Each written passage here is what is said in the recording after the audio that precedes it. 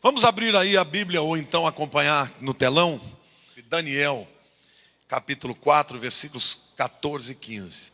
E assim diz a palavra de Deus: clamando fortemente e dizendo: derribai a árvore, cortai-lhe os ramos, derriçai-lhe as folhas, espalhai o seu fruto, afugentem-se os animais de debaixo dela e as aves dos seus ramos. Mas a cepa com as raízes deixai na terra, atada com cadeias de ferro e de bronze na erva do campo. Seja ela molhada do orvalho do céu, e a sua porção seja com os animais a erva da terra. O rei Nabucodonosor foi o homem mais poderoso da sua época. Ele era o rei da Babilônia. Ele conquistou tudo que ele viu. Não havia adversários para ele.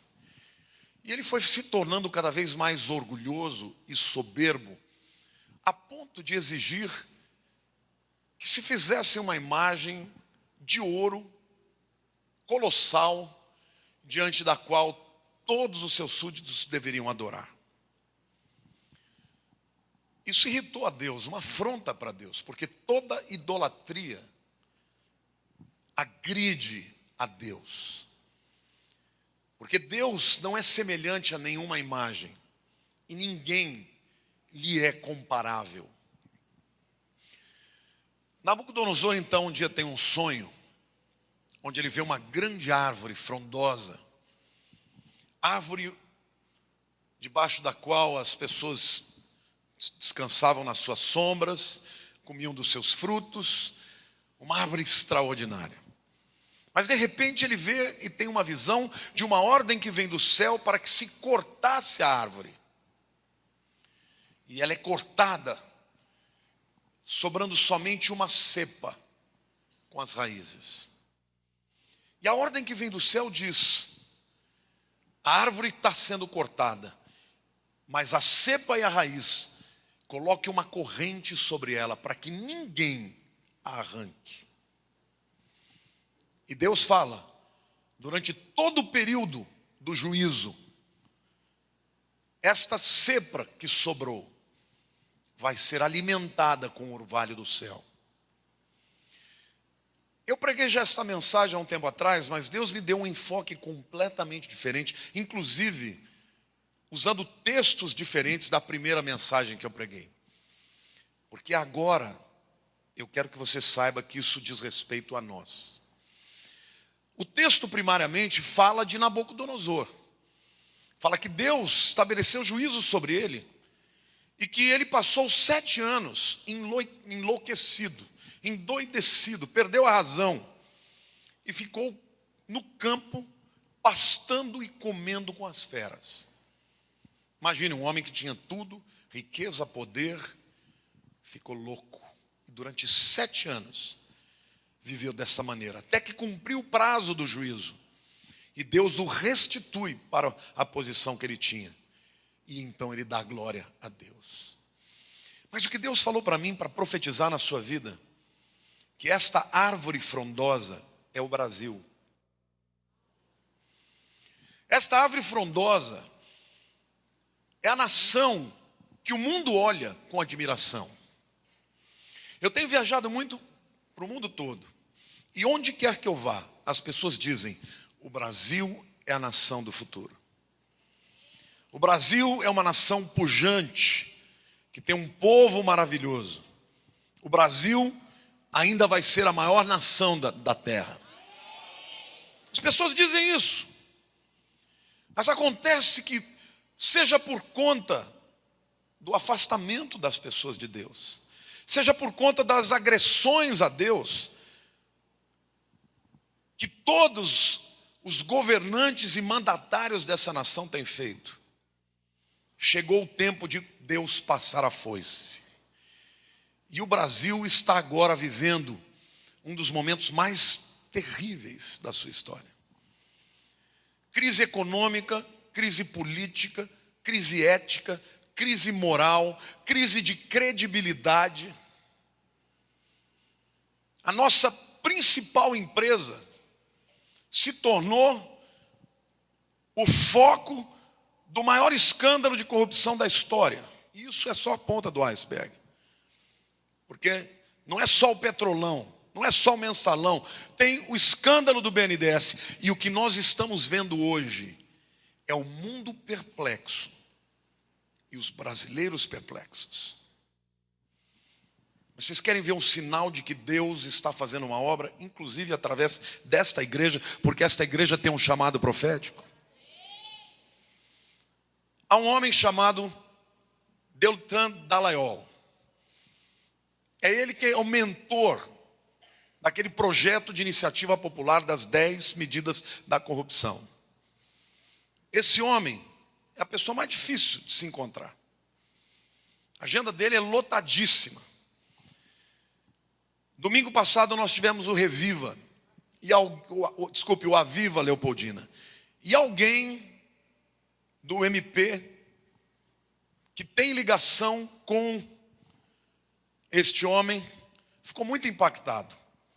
E anteontem eu recebi um telefonema do assessor do Dallagnol, dizendo: o Deltan quer muito ir na sua igreja. Você tem agenda na terça-feira à noite? Detalhe, terça-feira é o dia que se celebra a justiça no Brasil. Qual a igreja que Deus está mandando ele ir para falar na terça-feira, no dia que se estabelece a celebração da justiça? Na Igreja Batista Palavra Viva. Deus está operando nesta nação. E ele estará aqui. Querem saber mais de uma coisa? Ele é nosso irmão. É da Igreja Batista. Mas é a pessoa que Deus está levantando para mobilizar. Já tem 800 mil assinaturas. Quando chegar 1,5 milhão de assinaturas, esse projeto de iniciativa popular vai passar no Congresso. E os políticos corruptos serão presos mais rapidamente e ficarão mais tempo na cadeia e terão que devolver o dinheiro que roubaram. Por isso eu quero dizer para vocês, no início desta palavra e desta campanha, Deus é um Deus do que nós temos. Deus é um Deus do que nós perdemos. Mas Deus é Deus do que sobrou. Olhe para a pessoa do teu lado e diga assim: a cepa que sobrou, que Deus protege para que não seja arrancada, é a sua igreja, é você e sou eu, somos nós, em nome de Jesus.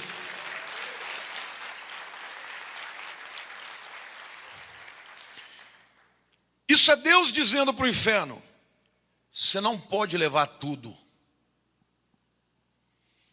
Isso é o céu dizendo para o inferno: nesta cepa você não vai tocar. Sabe, querido, às vezes Deus até permite que nós passemos por abalos. E o Brasil está sendo abalado. Então, é impossível viver num país debaixo do juízo e às vezes não respingar sobre nós alguma coisa. Mas o que Deus está dizendo para você é que você é uma cepa que Ele protege, que o orvalho vai cair sobre a sua vida, e que o ano de 2016 não será para você, para o teu negócio, para a tua empresa, para o teu trabalho, não será um ano de estatística de derrota, mas será um ano de milagre, porque você crê nele, amém ou não? Há um povo que clama a Deus e que confia nele, nesta nação. A esse povo Deus vai preservar. E eu quero mostrar para vocês este princípio na vida de algumas pessoas. Ao longo da semana a gente vai, a cada dia, reforçar um aspecto diferente, para que a gente saia daqui sabendo que Deus é um Deus do que sobrou. O primeiro personagem que eu quero citar é Davi. E o Salmo 23 é o salmo mais lindo da Bíblia. E Davi, nesse salmo, ele mostra que há momentos da vida da gente de tranquilidade, de paz, onde as coisas estão indo muito bem. E ele diz assim: O Senhor é meu pastor e nada me faltará. Ele me faz repousar em pastos verdejantes. Leva-me para junto das águas de descanso. Refrigera minha alma. Guia-me pelas veredas da justiça, por amor do seu nome. A primeira fase da vida de Davi foi tranquila. Ele era pastor de ovelhas. Então, quando ele levava as ovelhas para beber água, ele bebia água limpa, água fresca. Quando ele levava as ovelhas para debaixo das árvores, para descansarem à sombra, ele também vivia aquele momento de tranquilidade, de descanso. E como nós, Davi também teve os momentos alegres, pacíficos de tranquilidade, onde ele podia louvar a Deus por aquilo que Deus fazia na vida dele, pela abundância, pela plenitude, pela fartura. Quantos já experimentaram isso na sua vida? Mas Davi também nos fala neste salmo de momentos difíceis. E a vida de Davi trouxe para ele momentos muito difíceis. Momentos, por exemplo, em que ele deixou de ser o favorito de Saul, deixou de ser visto como o rei, como o herói de Israel, como o grande guerreiro de Israel. E se tornou um fugitivo. Ele diz assim: ainda que eu ande pelo vale da sombra da morte, não temerei mal algum, porque tu estás comigo, o teu bordão e o teu cajado me consolam. Sabe, querido, Davi aprendeu muito claramente, e ele viveu momentos onde ele chegou muito próximo da morte. Sombra da morte, era como se ele estivesse sentindo a morte se aproximando, porque quem anda nos vales de Israel, quando o sol vai se pondo, a sombra vem correndo para cima da gente.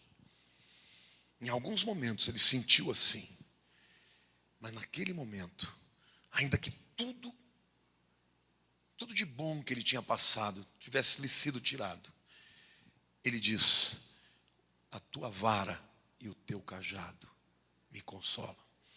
E o Senhor me manda dizer para você, você pode estar vivendo um momento assim, mas o que sobrou na tua vida não foi só a sombra da morte, não.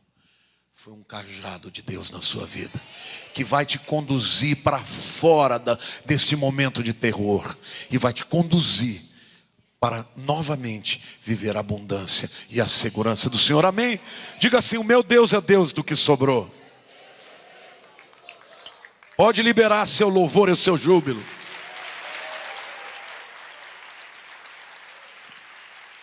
E o salmo continua dizendo: preparas-me uma mesa na presença dos meus adversários, unges minha cabeça com óleo, o meu cálice transborda. Sabe, querido, quando você está na fartura, você tem muitos amigos. Mas quando vem o momento da guerra, você tem muitos inimigos. Os amigos debandam e os inimigos proliferam. Tem um ditado dos homens que diz assim: ninguém chuta cachorro morto. Eu nunca vi uma besteira como essa. Porque o que as pessoas mais gostam de fazer é chutar cachorro morto. Porque cachorro vivo revida, meu querido. Chuta um cachorro vivo que você vai ver, ele vai morder a tua perna. Então as pessoas chutam cachorro morto. Quando o dia está na provação, quando as coisas estão dando tudo errado, aí os inimigos crescem. E Davi sentiu isso. Sentiu a traição de Saul, a quem ele defendeu, a quem ele honrou. A sua própria esposa, filha de Saul, se voltou contra ele e se debandeou para outro homem, Paltiel. Então Davi começou a viver exatamente isso. Um momento em que as pessoas fugiam dele. E ele era um foragido, procurando sobreviver. Mas nesse momento, Davi se lembra que ele tinha um Deus que cuidava dele.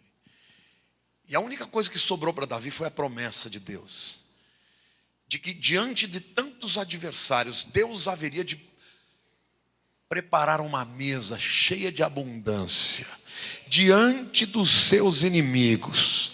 E esta mesa teria fartura, teria o óleo da unção e teria o cálice da alegria. E o Senhor me manda te dizer hoje, querido, que você pode estar vivendo um momento de dor, de trevas, de inimigos proliferando, mas Ele vai preparar uma mesa abundante para você, e na presença dos seus inimigos, onde não vai faltar o óleo, onde não vai faltar o vinho da alegria. Amém? Quantos pode dizer: o meu Deus é o Deus do que sobrou? Você pode achar: mas pastor, não sobrou nada, só problemas. Mas o teu Deus vai pegar o pouco, ou quase nada que você tem, e vai transformar em algo extraordinário, para a glória do seu nome. Amém? O segundo grupo de pessoas que experimentou isso foram os discípulos. Foi o grupo dos discípulos, ou foram os discípulos. Mateus capítulo 14 nos conta a história de que Jesus despediu os seus discípulos e mandou que eles entrassem num barco para atravessar o mar da Galileia. Na última vigília da noite, entre 3 e 6 horas da manhã, a Bíblia diz que uma tempestade acometeu o mar da Galileia, e os discípulos que estavam no barco ficaram muito atemorizados. Imagine você, qual é a segurança de alguém que está atravessando o mar? A segurança é o barco. E se o barco, que é a sua segurança, o teu instrumento de te levar aonde você quer ir, não for o suficiente, porque a tempestade que veio fez com que as ondas entrassem no barco, e o barco estava para ir a pique. Às vezes você passa por situações assim. Quem é que já viu o seu instrumento, o seu porto seguro, o seu barco começar a afundar? Olhar para o lado e não ver nada além de ondas e de ventos contrários, e dizer: meu Deus, eu não tenho nada, tudo aquilo que era a minha segurança está indo embora. Nessa hora, queridos, a única coisa que eles tinham era uma visão de um fantasma chegando perto deles. E eles começaram a gritar: é um fantasma. Quer dizer, já não bastava a tempestade, ainda tinha um fantasma. Quer dizer, vamos morrer mesmo. Só que Jesus foi se aproximando e disse: calma, sou eu. E Pedro conheceu a voz. Quantos aqui conhecem a voz do pastor? Senhor, se é o Senhor mesmo. Quer dizer, a voz chegou e ele reconheceu, mas a visão não era ainda muito clara. Se é o Senhor mesmo, manda eu ir ter contigo. Que coisa mais insana, né? Numa tempestade de noite, com ondas bravias, um indivíduo falar: me manda andar nas águas. E Jesus falou: vem. E ele saiu e andou sobre o mar. Eu acho extraordinário esse texto. Muita gente prega e fala mal de Pedro. Ele foi o único que foi lá, os outros ficaram tudo no barco. Pedro é digno de admiração, porque ele é imperfeito como nós, mas foi raçudo para dizer: me manda aí que eu vou. E Deus muitas vezes ele quer usar a gente assim. Ele não quer o certinho que está no barco, ele quer o doido que vai falar: eu vou andar sobre essas águas. Amém ou não? Para você viver o milagre, você tem que ser doido. E a Bíblia diz que enquanto ele olhava para Jesus, ele andava sobre o mar. Mas na hora que ele desviou os olhos de Jesus e olhou para as ondas, ele começou a afundar. Nessa hora ele clamou a Jesus, e Jesus o salvou. Mas sabe o que é maravilhoso aqui? O maravilhoso da gente ver essa história é que a única coisa que eles tinham naquela hora era uma visão distorcida de Jesus, que fez toda a diferença. Paulo entendeu esse princípio. Lá em 2 Coríntios 3:18, Paulo faz uma declaração que vai ser o nosso lema para o ano de 2016. E todos nós, olha para o teu irmão e diga assim: ó, você está incluído. Com o rosto desvendado, quando você aceita Cristo como seu Salvador, a venda sai dos seus olhos. com o rosto desvendado, como por espelho. Ainda não é perfeita a nossa visão. Você ainda vê uma projeção. Mas só isso é capaz de fazer algo. Como por espelho vemos a glória, contemplando a glória do Senhor, somos transformados. Diga para a pessoa ao teu lado: quem olha para Jesus é transformado por Ele, de glória em glória, na sua própria imagem, como que pelo Senhor o Espírito. Sabe que Paulo está dizendo? Que quando você aceita a Cristo, o Espírito Santo passa a habitar em você.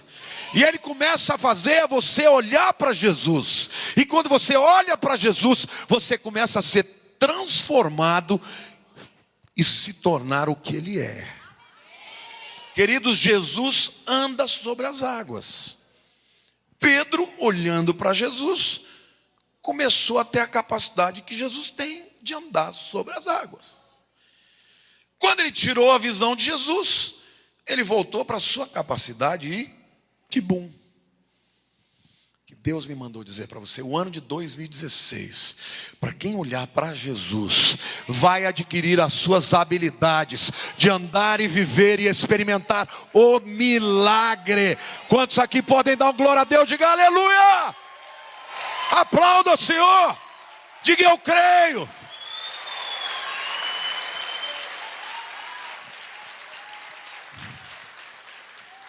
Entenda o princípio. Não importa o tamanho do barco, não importa o tamanho da tempestade, o que importa é você olhar para Jesus. E o nome Jesus, Yeshua, significa salvação. E querido, Jesus nunca vai fugir de você, Ele sempre vai caminhar para você. No primeiro momento você vai falar: mas será que é essa salvação? Será que isso não é mais um problema? Mas Ele vai continuar vindo. E vai chegar uma hora que você vai ouvir a sua voz. E vai chegar uma hora que você vai discernir que é Ele. E nessa hora, se você olhar para Ele, você vai andar sobre o mar. E vai andar no sobrenatural. Deus está me mandando dizer: o ano de 2016, jubileu, será um ano sobrenatural para aqueles que creem. Porque Ele é Deus do que sobrou. Amém? Aplauda o Senhor. Diga: eu creio.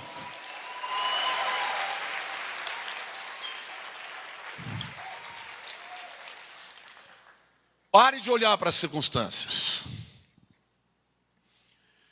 Pare de olhar para si mesmo como alguém incapaz de vencer a tempestade. Você não vai vencer a tempestade. A salvação está vindo. Você vai ser salvo de um jeito ou de outro. Alguns dentro da segurança do barquinho. João, Tiago, Mateus nunca vão poder dizer: eu andei sobre o mar. Mas alguns, como Pedro, vão dizer: eu andei sobre o mar. Vale a pena olhar para Jesus. Quantos aqui querem viver o ano de 2016 extraordinário? Diga: o ano de 2016 para minha vida será extraordinário. Diga: eu sou a cepa que sobrou. Eu sou o favorito de Deus. E eu olho para Jesus, o autor e consumador da minha fé. Amém? Aplauda o Senhor.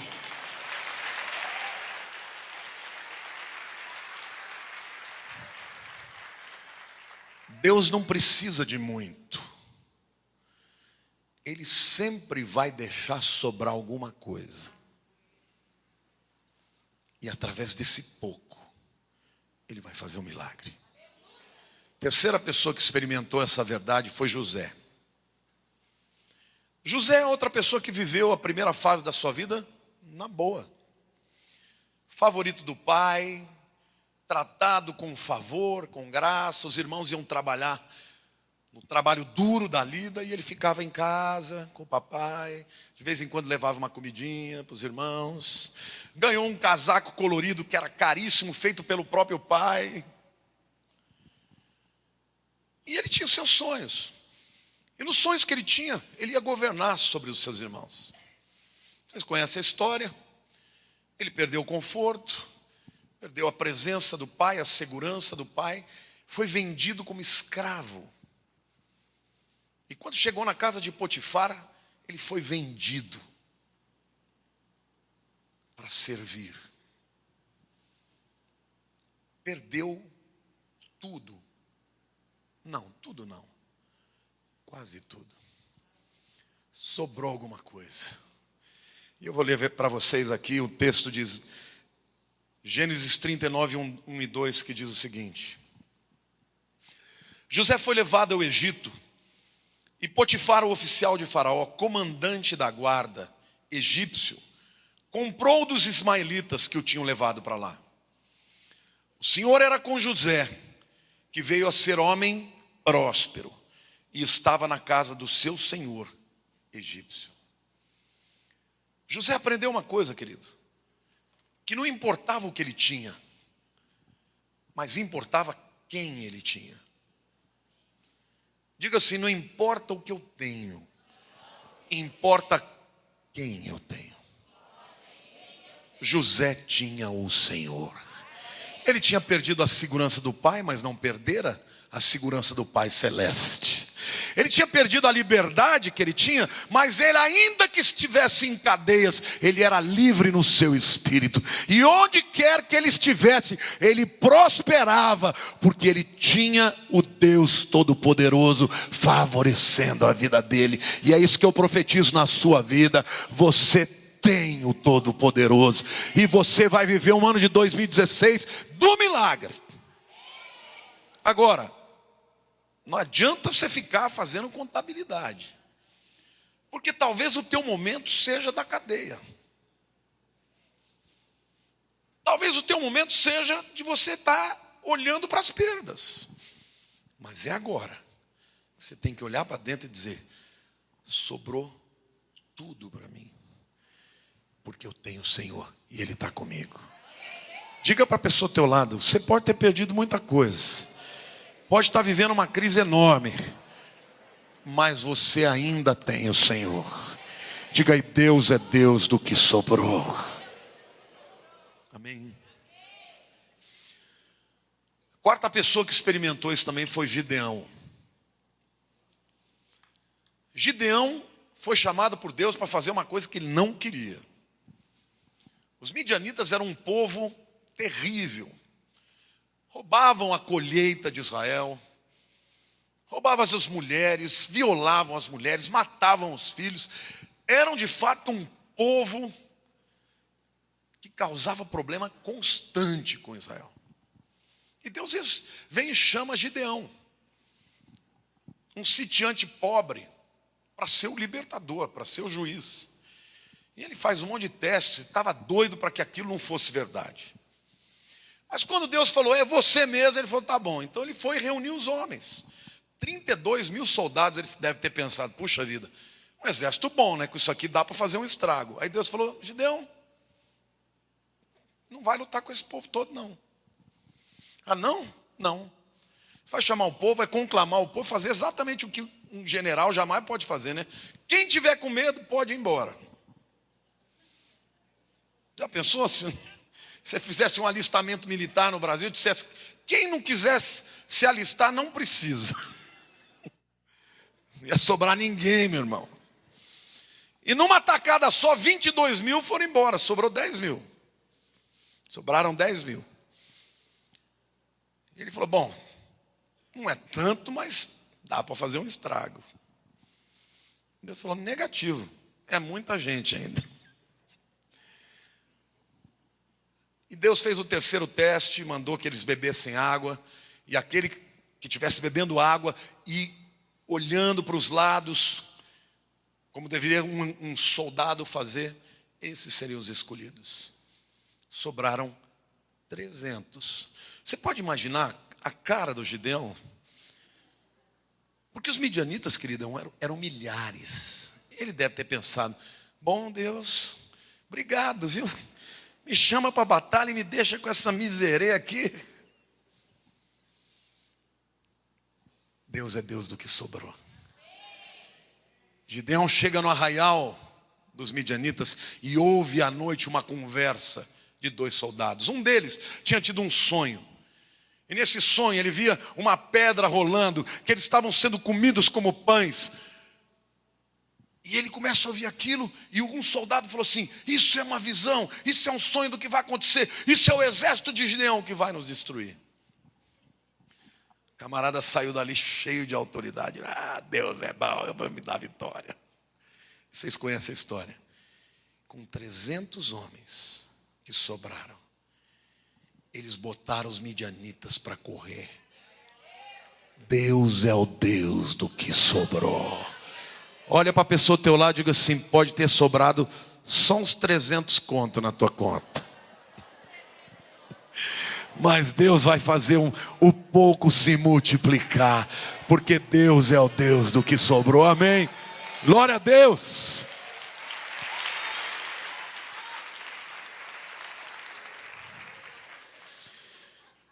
Deus é capaz de usar o pouco e fazer desse pouco muito, porque é só assim o seu nome é glorificado. Porque a gente é tão estulto. Quando você está vivendo a abundância, você acredita que você é competente para fazer aquilo. E todo favor e toda graça vem de Deus, querido.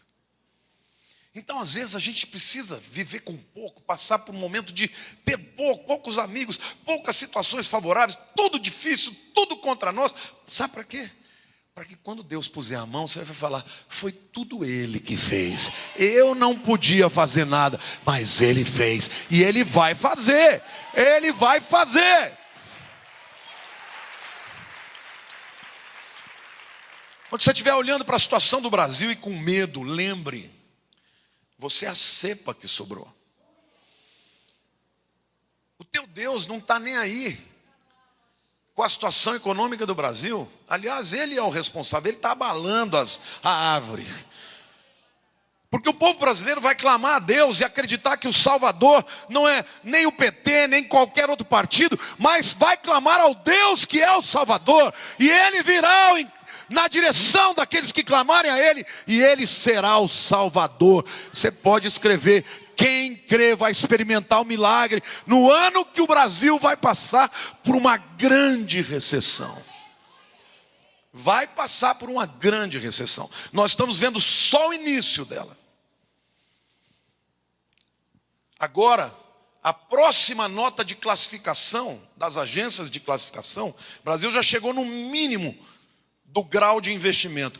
Na próxima vez tem grande chance de se tornar um país de grau especulativo. Sabe o que é isso? Os fundos de pensão de Europa, Estados Unidos, que investiam aqui no Brasil para ganhar dinheiro, são proibidos pelos seus estatutos de investir num país cujo grau de classificação seja, de risco, né, seja especulativo. O dinheiro vai embora. O que vai acontecer com o dólar? O que vai acontecer com a inflação? O que vai acontecer com o emprego?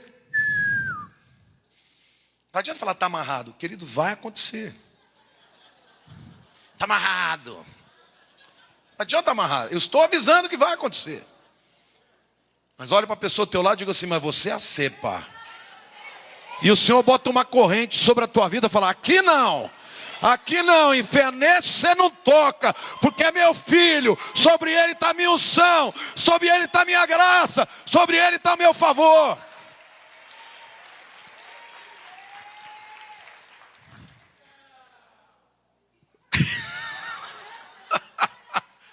Eu gosto de crente assim, fala: comigo não. Querido, o Salvador está vindo na tua direção. Você vai ver o milagre. Quando o milagre acontecer na tua vida, você vai falar: uau, meu Deus, que é isso? E o Senhor vai dizer: é a minha glória, você é o meu favorito, meu favorecido. Dona Pina, o nome da empresa de vocês é Favorita, né? Você sabe o que é favorito ou favorita? É aquele que tem favor.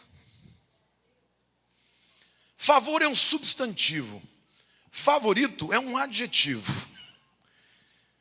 Então eu quero declarar para você que o Deus da essência do substantivo do favor, vai estender a mão sobre você e vai te adjetivar, vai te classificar como o favorito dele aos seus olhos, vai te tratar diferentemente, porque você o ama e porque você nele crê. Amém? Você crê nisso, querido? Quem crê vai experimentar isso. O quinto homem que experimentou isso, o Deus do que sobrou, foi Sansão. Sansão nasceu num tempo em que a principal qualidade de um homem era ser guerreiro. Hoje as pessoas são admiradas se elas têm dinheiro, inteligência, poder, né? Fama.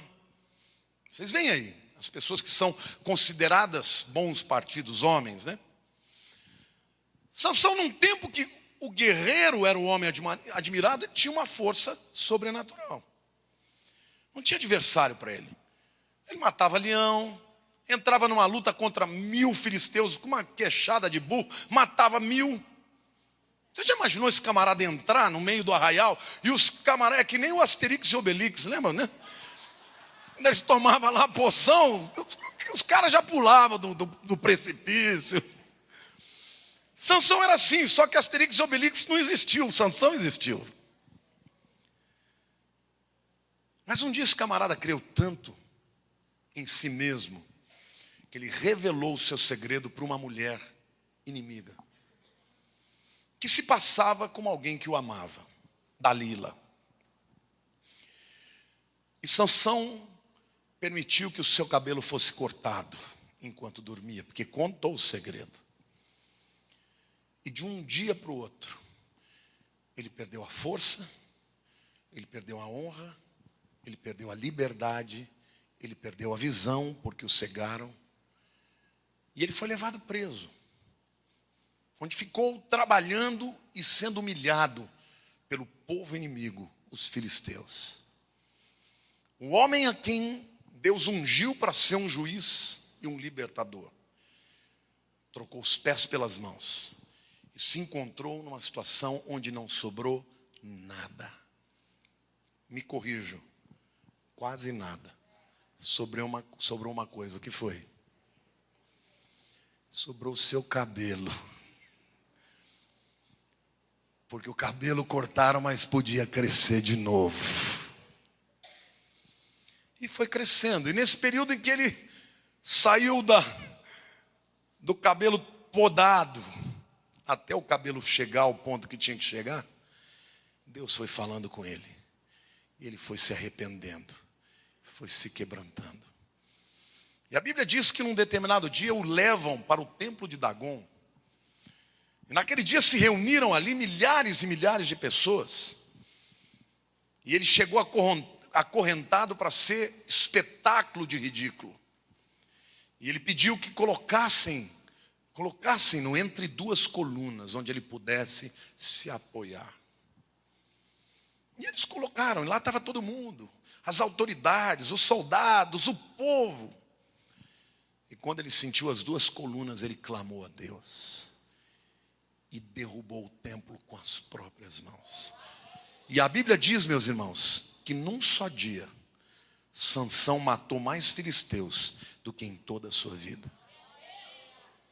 Deus restaurou a sua força, a sua dignidade, o seu propósito.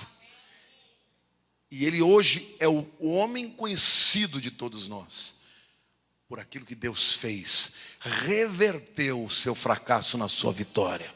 Aí alguém vai dizer, mas ele morreu, querido, ele veio para isso. Sansão é um tipo de Cristo, que salvou os homens através da sua morte. Mas a verdade é que sobrou quase nada para ele. Mas Deus ainda havia deixado para ele algo através do qual ele faria um grande milagre de espanto. Eu estou citando todas essas pessoas, porque eles eram todos como nós, seres humanos, falhos, pecadores, mas que eram de Deus. Querido, o ano que vem Não pense vocês que eu estou declarando porque é isso que eu quero. Muito pelo contrário. Prefiro 1000 vezes que o Brasil fique bem, que ganhe a Copa. Esse ano é um ano tão atípico que o Palmeiras ganhou, queridos. Não adianta amarrar, já ganhou, a Copa está lá. Mas é prenúncio. Alguma coisa vai acontecer. Mas a verdade, amados, é que vai ser um ano difícil. Mas se você buscar a Deus, você vai experimentar os pequenos e os grandes milagres. Amém? Quantos podem dizer, eu creio isso na minha vida? Eu desejo isso na minha vida. Sexto personagem que eu quero citar é Moisés. Moisés, como todos sabem, cresceu no palácio como príncipe, tendo o melhor que o mundo da sua época podia oferecer. Luxo, riqueza, educação, treinamento bélico, tudo preparado como príncipe do Egito. Até que num dia, por causa de um ato errado, ele perde tudo e é levado para o deserto. E foi viver o pior momento da sua história, porque como alguém que cresceu como egípcio, ser pastor de ovelhas era vergonhoso. E Deus o chama de volta. Vocês conhecem a história, ele não quis, mas quando Deus quer, ele acaba convencendo as pessoas a fazerem aquilo que ele deseja. Então começou aquele embate enorme que Faraó representa Satanás. E Deus usa Moisés, não com o poder daquilo que ele tinha humanamente falando, mas sobrenaturalmente. E quando nós chegamos no capítulo 9 de Êxodo, versículo 8, existe algo muito tremendo aqui que eu quero compartilhar com vocês. Então disse o Senhor a Moisés e a Arão: apanhai mãos cheias de cinza de forno, e Moisés atire-a para o céu diante de Faraó. Ela se tornará em pó miúdo sobre a terra do Egito, e se tornará em tumores que se arrebentem em úlceras nos homens e nos animais por toda a terra do Egito. Queridos, Faraó está ali. Ele representa Satanás, quem resiste o povo de Deus. As cinzas é o que sobrou da fornalha. E o que o Senhor me manda dizer hoje é que na hora que você estiver passando pela fornalha, e às vezes a gente passa, é uma enfermidade, é uma decepção, é uma tristeza, é um problema financeiro, é um abalo na família. E a gente passa pela fornalha, e muitas vezes a fornalha, queridos, ela é tão quente que o que sobra é nada. São cinzas. Nada não, quase nada. Porque as cinzas, elas são na verdade testemunho de que algo passou pela fornalha. E Deus diz, na presença de Faraó, que é o diabo, você pegue o pó e lance para o alto em adoração a mim. E eu vou transformar esse pó miúdo num instrumento para a vitória contra os seus inimigos. A nossa alma é onde o diabo trabalha.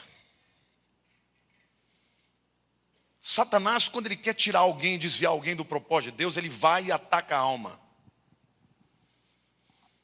Você está com ressentimento, está triste, está magoado? Cuidado, seta do inimigo. Você pode ter todas as justificativas do mundo, mas o que Deus está fazendo com você é te passar na fornalha. E a fornalha, meu querido, é para você sair de lá oferecendo em louvor e adoração a Deus. E o Senhor aí garante que você vai ser mais do que vitorioso. E na presença do diabo, Deus vai fazer uma obra extraordinária na sua vida, para a glória do seu nome. Amém, irmãos?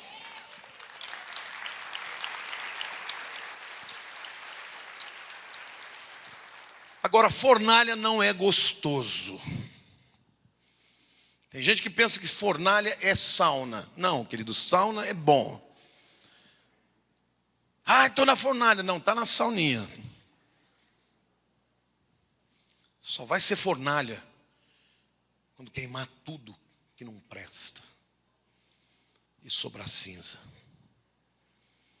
O que Deus está dizendo para você hoje, meu amado: oferte a Deus a tua cinza. Ofereça a Ele. Às vezes a tua tristeza, a decepção, a injustiça, o problema financeiro, a luta na alma, talvez você esteja cansado. E talvez até esteja dizendo: ai Deus, o Senhor não está nem aí comigo. A palavra de Deus diz: bendito o Senhor, que nos adestra as mãos para a batalha e os dedos para a guerra.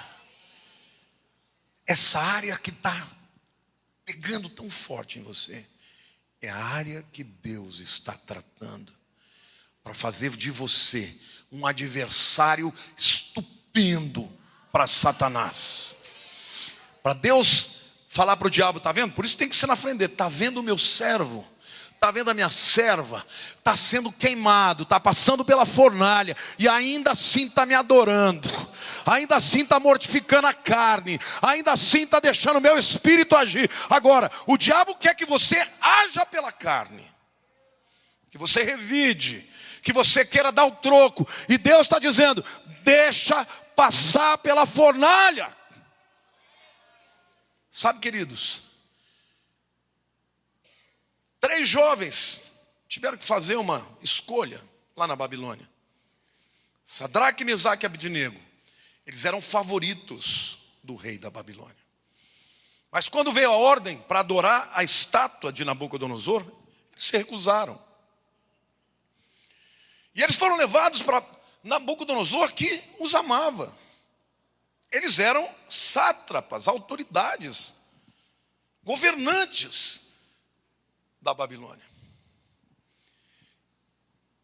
E foi por causa disso que Nabucodonosor conversou com eles. Ele não queria lançar juízo sobre eles. E ele disse assim: escuta, se vocês não fizerem isso, vocês vão ser jogados na fornalha. Eu acho lindo a resposta deles, porque é a resposta que nós temos que dar. Rei, nós não vamos discutir com o Senhor a nossa fé. Uma coisa nós te dizemos: o nosso Deus pode nos livrar. Mas mesmo que Ele não livre, nós não vamos nos prostrar diante de Ti. E queridos, eles sabiam que o destino deles era a fornalha. Mas quando eles passaram pela fornalha, eles não estavam sozinhos. Havia um 4º homem com eles. E este 4º homem, Nabucodonosor olhou de fora e falou: pera lá, não foram 3 lançados? E por que eu não vejo 3, mas vejo um 4? E o 4 é semelhante ao filho dos deuses. Era o filho de Deus. Não era o filho dos deuses, era o próprio filho de Deus. E queridos, sabe o que sobrou dali? Nem um fio de cabelo chamuscado. As suas vestes não foram chamuscadas. O que sobrou de cinza ali foram as amarras e as cordas. Por isso Deus está me mandando te dizer: se você está na fornalha, não é porque Deus não te ama, mas é porque Ele quer que dessa cinza haja adoração genuína, louvor genuíno. E isso vai ser o instrumento que Ele vai usar para a glória do nome dEle e para a tua alegria. Amém? Quantos podem dizer: eu recebo em nome de Jesus? Amém, queridos? Esse é o nosso Deus. Diga assim: Deus é o Deus do que temos, do que perdemos e do que sobrou. Só que a sobra não é pouca coisa. A sobra vai ser muito mais do que você teve. A última pessoa que eu quero citar é Davi, em Ziklag. Ziklag era uma cidade que foi dada a Davi para viver com seus guerreiros, com as suas esposas, no período que ele esteve entre os filisteus. fugindo de Saul. Certa vez ele chega de uma guerra, de uma campanha, e ele encontra a cidade toda destruída, com fogo, pilhada. Levaram, além de tudo, dos pertences, levaram as esposas e os filhos. Os seus soldados queriam apedrejar Davi. Você é o responsável. E Davi foi orar ao Senhor, consultou o Senhor, o que devia fazer. E o texto diz assim, lá em 1 Samuel capítulo 30, versículo 8. Davi ora ao Senhor e pergunta: persigo o bando? Respondeu-lhe o Senhor: persegue-o, de fato o alcançarás e tudo libertarás. E Davi sai então com 600 homens à procura dos amalequitas. E você encontrar pessoas no meio do deserto é muito difícil. Você tomar a rota errada, você se perde e não encontra nunca mais. E ele sabia que se demorasse muito tempo, as mulheres seriam violadas, os filhos mortos. Então Davi vai com todos aqueles homens, 600 homens, para procurar. Acontece que eles chegam a um ribeiro para beber água, e lá eles encontram um homem, um egípcio. Eu vou ler para vocês os versos 13 a 16 de 1 Samuel 30. Davi encontra esse homem e trava uma conversa com ele. Diz assim: então lhe perguntou Davi: de quem és tu e de onde vens? Respondeu o moço egípcio: sou um servo de um amalequita, e meu senhor me deixou aqui porque adoecia 3 dias. Você pode ter certeza, querido, que quando Deus quer fazer você chegar no alvo, Ele pode até adoecer algum servo do teu inimigo para mostrar o caminho dele, das pedras. E ele disse assim: nós com ímpeto contra o lado sul dos queretitas, contra o território de Judá e contra o lado sul de Calebe, pusemos fogo em Ziclag. Disse-lhe Davi: poderias, descendo, guiar-me a este bando? Respondeu-lhe: jura-me por Deus que não matarás, nem me entregará nas mãos de meu senhor, e descerei e te guiarei a este bando. E descendo, guiou. Davi sozinho não ia chegar nos amalequitas, não no tempo hábil que ele precisava. Deus fez um ficar doente e ficar para trás. Exatamente a pessoa que sabia o caminho que eles iam tomar. E quando Davi conversa com eles, ele fala: pelo amor de Deus, não me mate, e nem me entregue para o meu servo, eu conto tudo.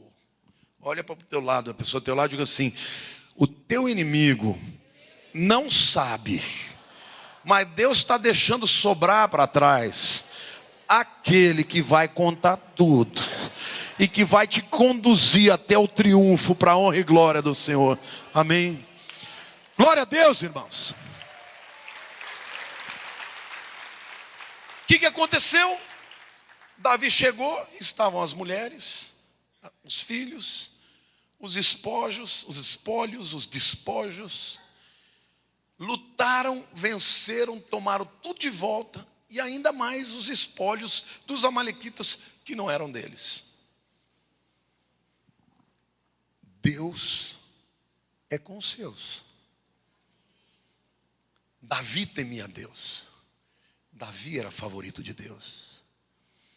Se me perguntar: pastor, Deus tem prazer no que está acontecendo com o Brasil? Claro que não, irmãos.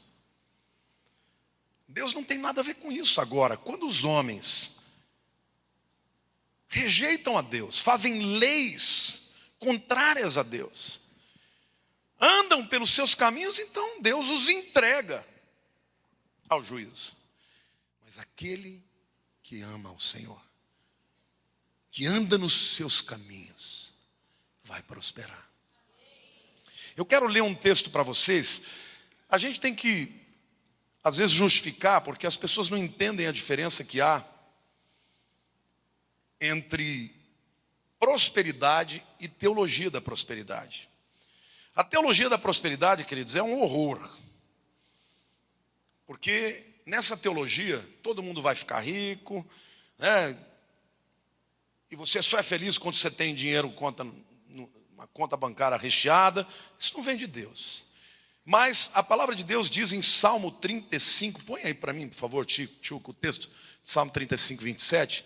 Eu quero que vocês me digam uma coisa: vocês creem na palavra de Deus? Vocês creem que Deus é capaz de fazer cumprir na tua vida a sua palavra? Então vamos ler junto comigo, diga assim: cantem de júbilo e se alegrem os que têm prazer na minha retidão. Quantos aqui têm prazer na palavra de Deus, na sua retidão? E digam sempre, fala assim, sempre, sempre, sempre. O quê? Glorificado seja o Senhor, que se compraz na prosperidade do seu servo. Amém ou não?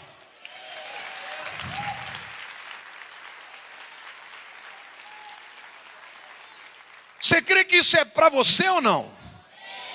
A Bíblia está nos incitando. Agora, as pessoas preferem ficar falando besteira. Nas redes sociais você só vê gente falando mal. Mal de A, mal de B, mal do Brasil, esse país não vale nada. Os crentes entram nessa pilha. Uma coisa é denunciar o pecado, e nós temos que fazer isso. Mas a nossa vida não pode ser pautada por isso. O que nós temos que fazer agora, e o que vai trazer glória para Deus, é cantar de júbilo. Diga, eu vou cantar de júbilo. Eu vou me alegrar. Porque o meu Deus tem prazer, se compraz na prosperidade dos seus servos. Quantos aqui são servos de Deus?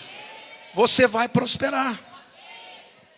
Agora, o que é a palavra prosperar? É ficar rico? Não, nem todo mundo vai ficar rico. Mas a palavra saliar, prosperar, significa alguém que é comandado por Deus para fazer alguma coisa, e Deus vai prover todos os recursos para que essa pessoa vá até o fim. Prosperar é você entrar numa faculdade e tirar o diploma. Não adianta nada você fazer os 5 anos ou os 4 anos, chegar no fim, não vou tirar o diploma. Perdeu por causa de uma DP. Fala, Deus. Prosperar, querido, é você cumprir a sua tarefa. Isso vale para a tua família. Prosperar é você criar os seus filhos de maneira que eles se tornem pessoas de bem, tementes a Deus, com bom testemunho, que se casam bem com pessoas de bem, que têm uma descendência de bem, e onde quer que eles estejam, a luz de Jesus brilhe sobre eles. Que adianta ter todo o dinheiro do mundo e os filhos estarem nas drogas, na prostituição? Queridos, a palavra de Deus diz que tem prazer, Ele tem prazer na prosperidade dos seus filhos. Amém? Davi, quando encontrou aquele cenário adverso, com seus soldados querendo apedrejá-lo, ele sabia que o Senhor era com ele. E o que sobrou naquela circunstância? Um homem que adoeceu, que estava exatamente no lugar que Davi ia passar, para levá-lo até os amalequitas. E os amalequitas foram derrotados. Amém? O ano de 2016 será um ano duro, mas não para quem tem o Senhor. Diga assim: o meu Deus é Senhor dos senhores, é Rei dos reis, é Deus do que sobrou. Vamos ficar de pé, queridos.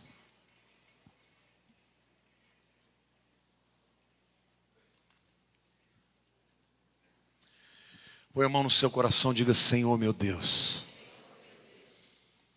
eu estou pronto para ser usado por Ti. Ajuda-me a olhar, não para o que eu perdi, mas para o que sobrou. Ajuda-me, Senhor, a ser Teu instrumento de amor, de perdão, de alegria, de fé, de adoração. Quando eu passar pela fornalha, ajuda-me a pegar as cinzas e lançá-las em adoração na presença do inimigo, porque eu sei que vai chegar o tempo da restituição, que a tua bênção estará sobre mim e os homens te glorificarão por causa da minha vida. Eu inicio essa campanha hoje, entregando o meu coração. Aumenta a minha fé, para que eu creia em todos os momentos que tu és o Deus do que sobrou.